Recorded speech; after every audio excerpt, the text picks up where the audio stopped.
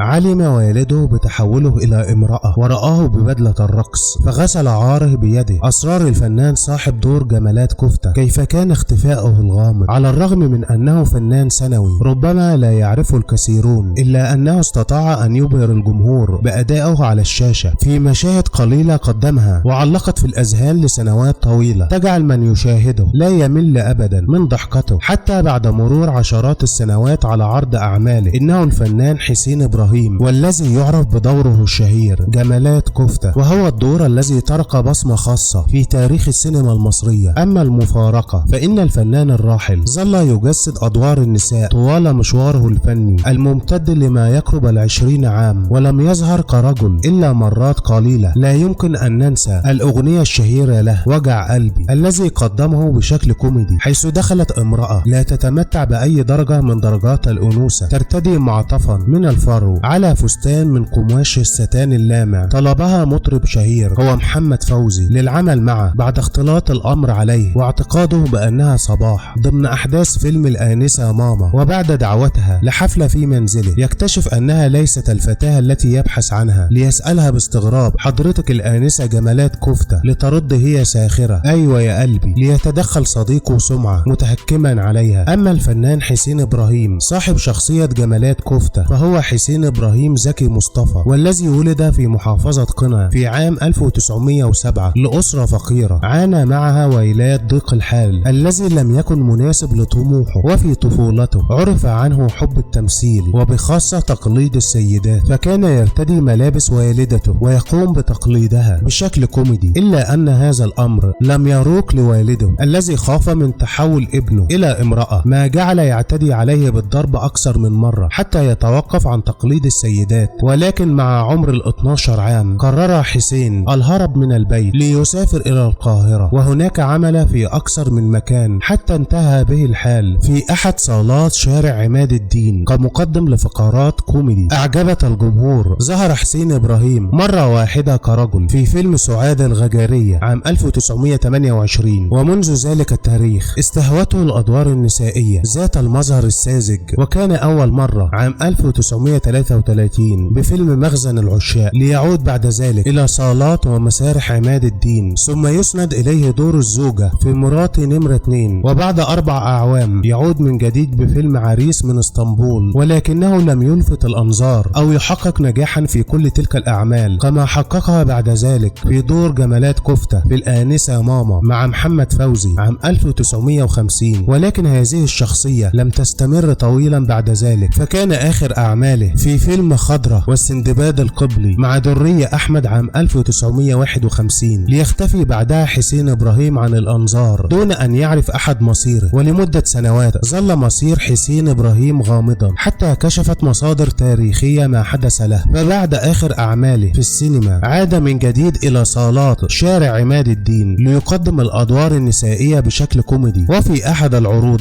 تعرف عليه شخص من أقاربه تحدث معه ليعرف أنه من نفس قريته. وبعد فترة عاد هذا الشخص مع والد حسين إبراهيم، والذي مرت عليه سنوات وهو يبحث عن ابنه. وعندما وجد ابنه بعد هذه السنوات أصيب بصدمة حينها بعد مشاهدة ابنه في ملابس نسائية يتمايل ويتراقص أمام الجمهور، فاعتقد أن ابنه تحول إلى امرأة ليخرج مسدسه وينهي حياة ابنه أمام الجمهور في الصالة بدعوى أنه غسل العار، وذلك في عام 1955.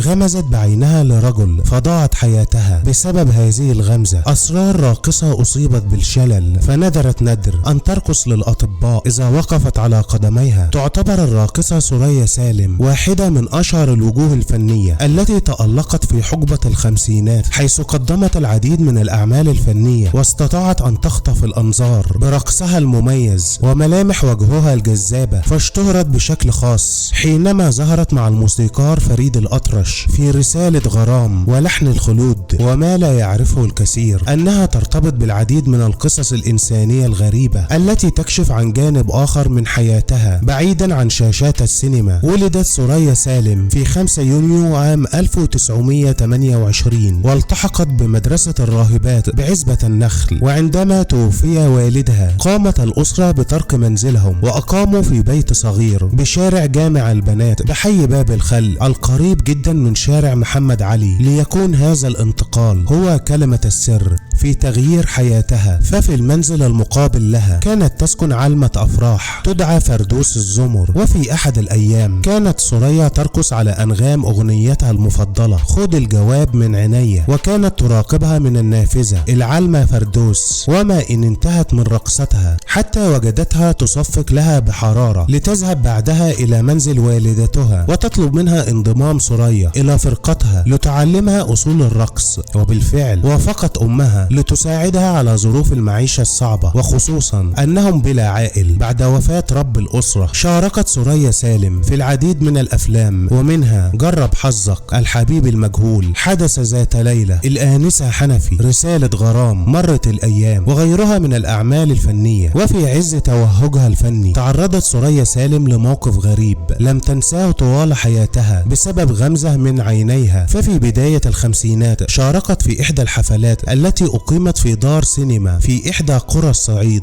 مع فرقة تتكون من عدد من المطربين والمطربات والراقصات، وبسبب ضيق المكان وقعت العديد من المشاجرات بين الجمهور حتى تم الاستعانة بالشرطة. وأثناء تقديم رقصتها حازت على إعجاب الحضور وبدأت الطواقي تترامى عليها، وقد استهواها رجل من الحضور فغمزت له بعينها، وهي عادة من مستلزمات الرقص الشرقي. يشعر بعدها الشخص أن الراقصة ترقص له وحده، وبعد الفقرة بدأت الأصوات تتعالى وتملكها الخوف، فهرعت من على المسرح واحتمت بغرفتها وأغلقتها بالمفتاح، ونظرت من ثقب الباب لتجد الأجسام تتشابك، فقررت القفز من شباك الغرفة، وعندها وجدت أطفال السينما يأخذون بيدها إلى فندق متواضع قريب من دور العرض، واستعانت الفرقة بالشرطة لحمايتهم. وبالفعل جمعت الشرطة الأسلحة من أيدي الناس، إلا أن صاحب الغمزة ورجاله يصرون على أن تكون ضيفة في منزله هذه الليلة، ولذلك طلب منهم الاستيلاء على الفندق وإخراجها منه. ولهذا احتمت عند سيدة وارتدت ملابسها ونامت على فراشها الذي وصفته بالجامد والذي تسبب في تعب أضلاعها، ورأت خلال نومها كابوسا كونها ضيفة لصاحب هذه الغمزة.